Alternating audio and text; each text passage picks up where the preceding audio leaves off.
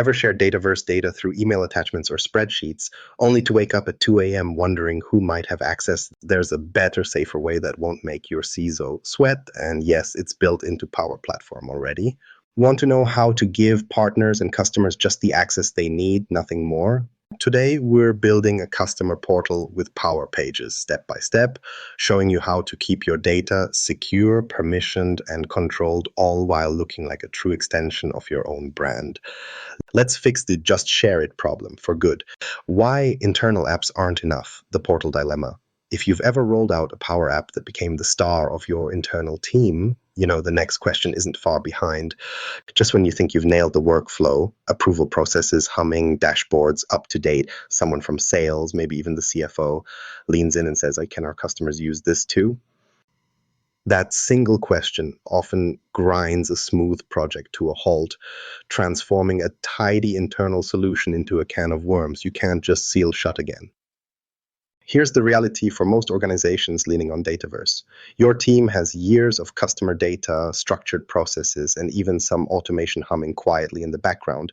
But the minute you need to actually show any of that to someone outside your physical office or VPN, things get messy. That sinking feeling when marketing wants to create an onboarding portal for new partners, or support suggests a ticketing portal for vendor issues. Of course, copying data and emailing spreadsheets takes 5 minutes. 15 minutes later, though, you're trying to track who sent what to whom and where it ended up. The moment data leaves Dataverse or your app, your grip on privacy and compliance loosens. And it isn't just theoretical risk. We've all heard the stories, one too many, honestly, like the finance manager who exported a batch of invoice records for a vendor and, thanks to a wonky Excel filter, ended up attaching every customer's info instead. Suddenly, your CFO's inbox has half the company's sensitive data sitting one accidental forward away from a competitor. If you ask a chief information security officer about the most anxiety-inducing phrase in a project, it's probably, "I just sent them the file. It seemed easier." Now, that ease of internal sharing is deceptive. Internal Power Apps are quick wins because everyone's part of your tenant, inheriting permissions, authentication, and policy controls without any heavy lifting. Internal users sign in, and their access is governed by tried and true security groups or roles you already manage. Compliance audits are routine. Data stays inside the blast walls of your identity provider. But the second you want to reach outside, open a door for a customer, a partner, or even a vendor with a custom login, every layer of security, compliance, visibility, and even branding gets complicated. See, Power Pages was Microsoft's answer to requests for secure external-facing portals built on top of Dataverse. But let's be honest, most people who see the Add External Users option in Power Pages don't realize what's under the hood. Clicking through that wizard gives you a working website, but making it actually safe for production, keeping sensitive records hidden from prying eyes, and ensuring users only see what they're supposed to, that's not just an optional step, it's a project in itself. And yet, plenty still find themselves on the wrong side of this boundary. There's a recurring pattern.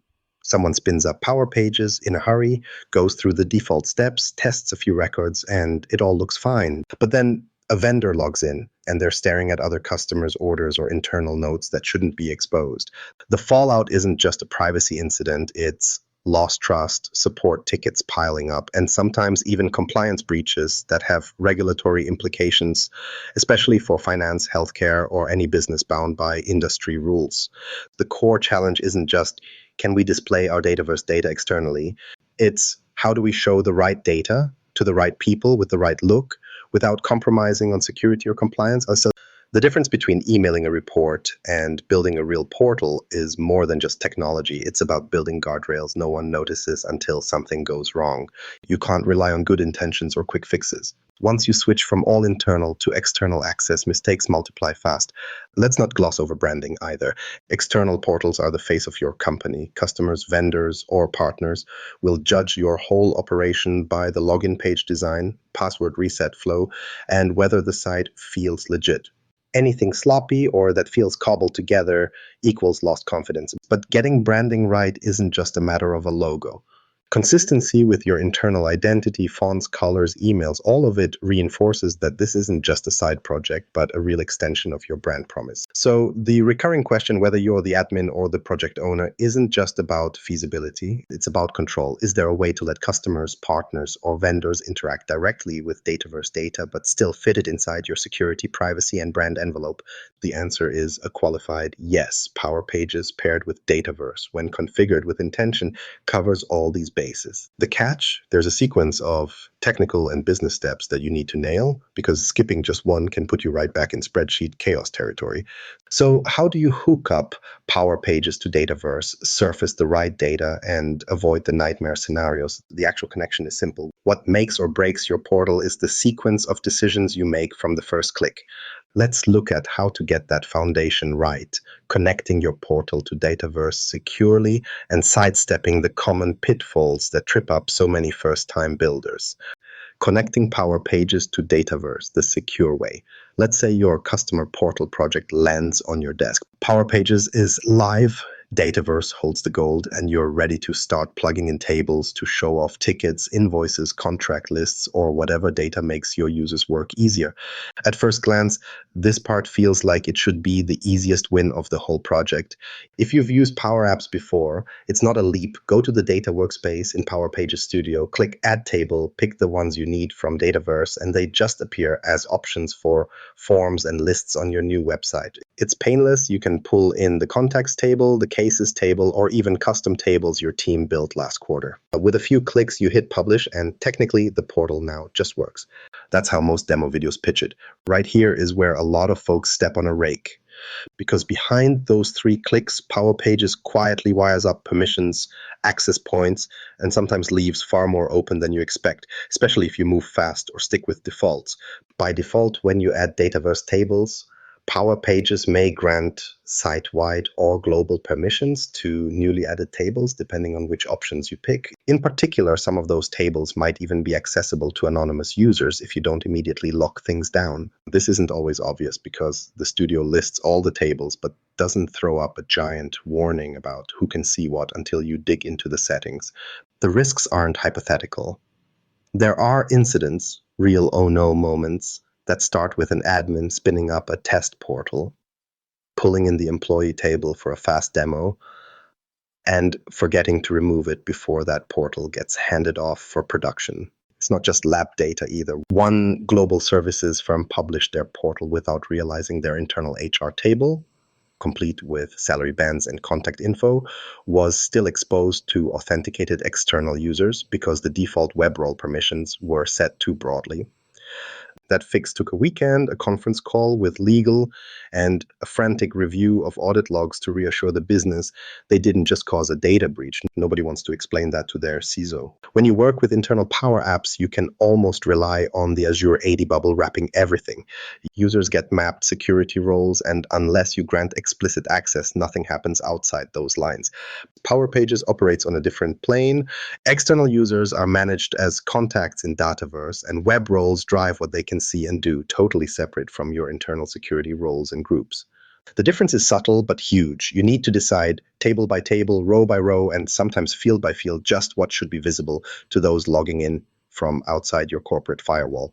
The first time you connect a table, you'll see Power Pages prompting you to pick which tables to surface. This is your first checkpoint. Do you really need to show the entire case history or just open cases for each user? Should that custom payments table be visible at all, or does it include sensitive payment instructions that only finance staff should see? If you choose Enable Table for anonymous access, you're opening that data up to anyone who finds the URL. So unless it's a public knowledge base, double check and untick that option. Web roles form the backbone of your permission model, even at this early stage. By default, Power Pages offers some out-of-the-box web roles: authenticated user, anonymous user, and admin. Don't assume these mean the same thing as their equivalents in the rest of Microsoft 365. For example, the authenticated user web role is generic and comes with minimal restrictions unless you add your own layers. Failing to assign custom web roles for customers, vendors, or partners can result in all authenticated users sharing the same overly broad level of access. Table permissions are where the nitty-gritty starts. Each table you connect should trigger a review. Who needs to see this? Should they be able to create, update, or only read? And do they need access to all records or just their own? This is not the time to sprint. Instead, walk through the Dataverse permission grid with your actual user stories in mind, not just what's easy to set up. A rush at this stage leads to awkward emails down the line when someone stumbles on info that was never theirs to see. We've seen more than one project get a quick win demo, only to get mired in cleanup after launch. Locking down data after it's already live is much harder than starting tight and opening up by exception. You don't want your first bug report to be, I can see another company's records, should I be able to? A little extra effort when first connecting tables, reading every permission, confirming web roles, checking for anonymous settings, pays for itself in calm nights and silent audit logs. Bottom line, wiring up Power Pages to Dataverse feels easy enough for anyone to do on a Friday afternoon. But if you rely on the defaults or skim past those web role prompts, you're setting up for a weekend of frantic patching. Treat it like a checklist at pre-flight. Review each table, look at which roles really need what access, and be stingy with permissions until you're sure. That's the difference between it works and it's secure. Yeah, of course, even the tightest permission controls crumble if you don't know who's logging in. Setting up data access correctly is table stakes, but authentication, our next stop, is where the real decisions about access begin. Authentication, picking the right door for your portal. If the front door to your portal isn't locked, it doesn't really matter how much time you spent on permissions in Dataverse. Anyone who walks up can try the handle. So the next piece you have to get right is authentication. This doesn't just decide who can get past the portal's welcome mat, but also shapes your customer's first impression. Power Pages gives you a handful of authentication options right out of the box. You've got Azure AD B2C, which is kind of the Swiss Army knife for customer-facing Microsoft Cloud apps. There's also local authentication, which covers the classic email and password flow. And if your users run their lives through Google or Facebook, you can wire up external identity providers for social logins. It sounds straightforward until you have to actually pick one, and then the questions start flooding in. It's not uncommon to see teams get stuck here. The stakes feel high, and there's no undo button if you launch the portal and suddenly realize your customers can't log in. Maybe you choose local accounts and then discover half your users never receive welcome emails thanks to an overzealous spam filter. Or you take the plunge with Azure AD B2C, burn a few weekends setting it up, then realize you have no idea how to add Google sign-in without breaking password resets. Sometimes the confusion goes even deeper. Someone tries to use Azure AD, not B2C, which is great for employees, but external customers either get locked out or their authentication isn't checked at all.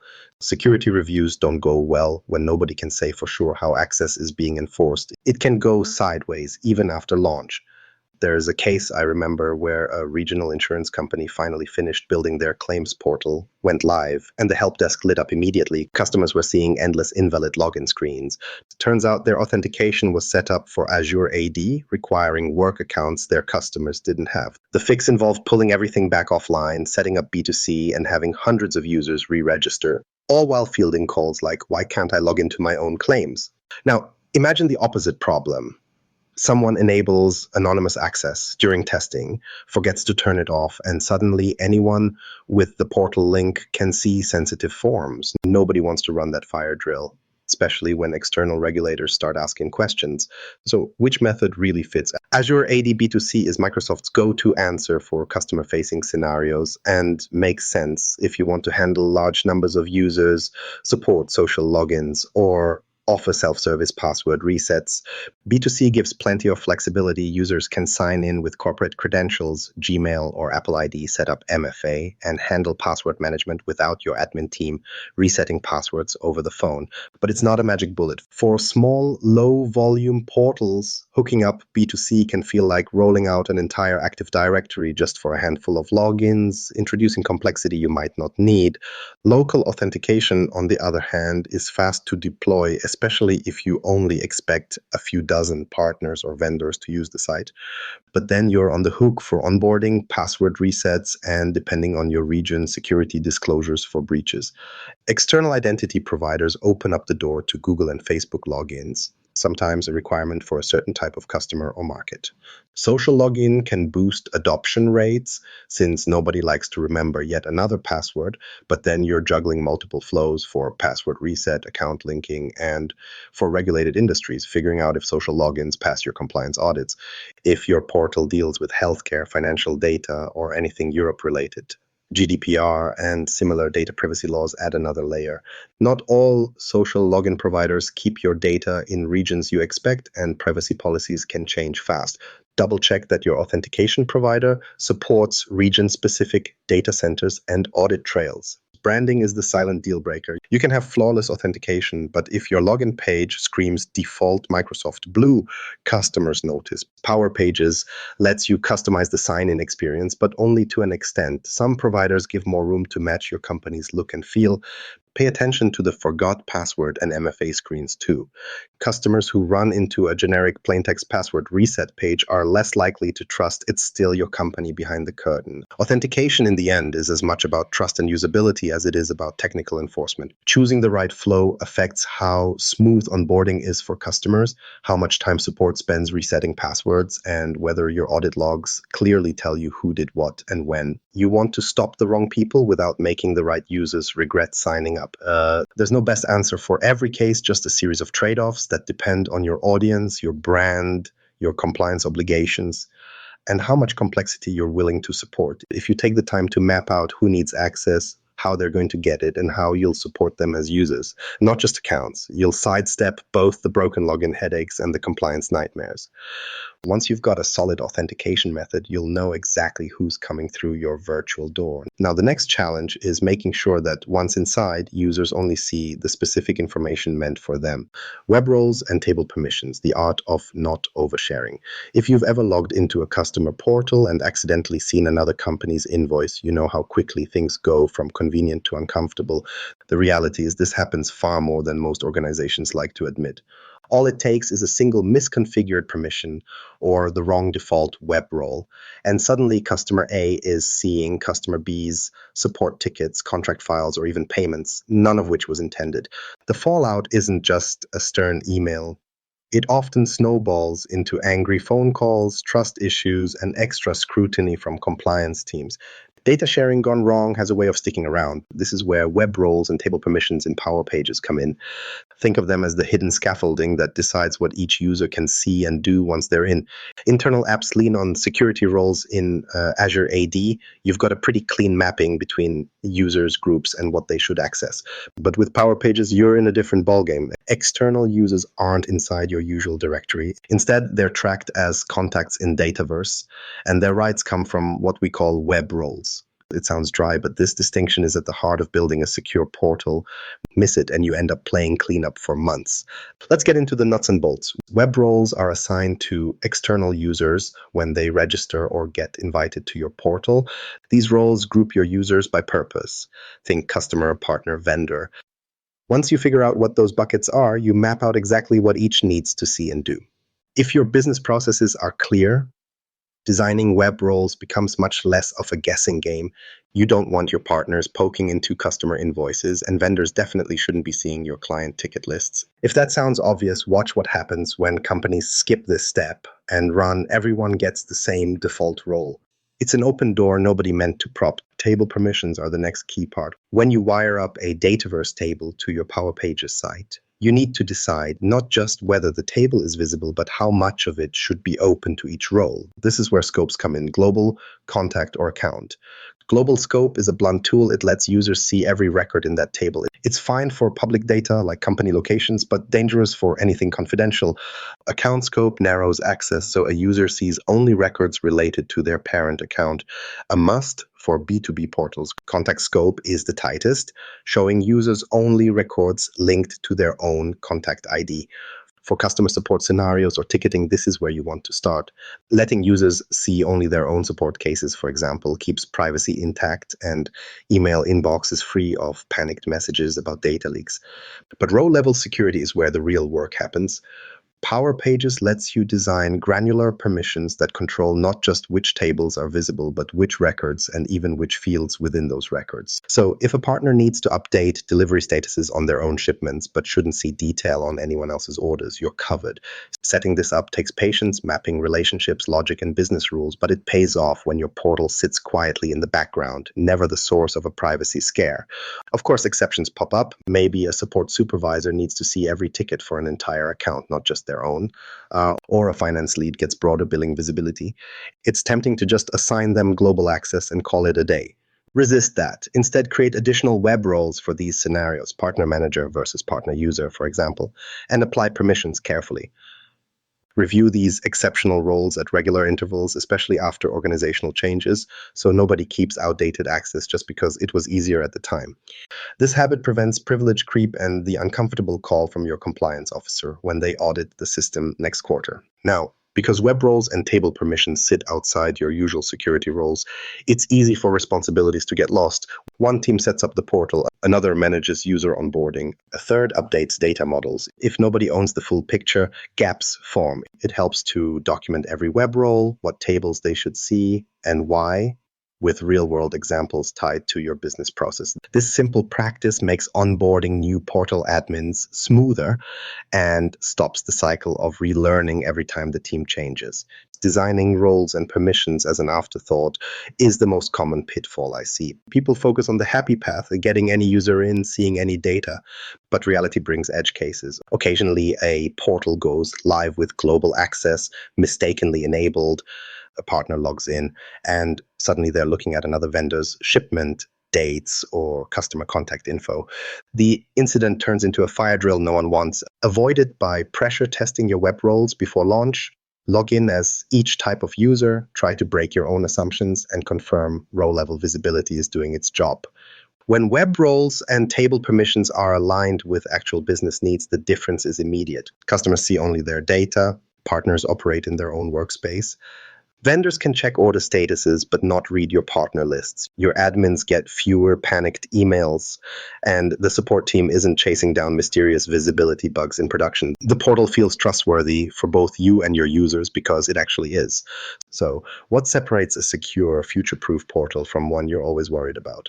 It's not slick design or bold promises. It's a clear, deliberate design for access control and keeping that model documented and fresh as your business grows. Building a portal with Power Pages and Dataverse isn't just about opening up data. It's making sure your customers or partners only see what they should, and that you can sleep without wondering what's drifted out of sight. The right structure up front pays off as your business grows or audits come around.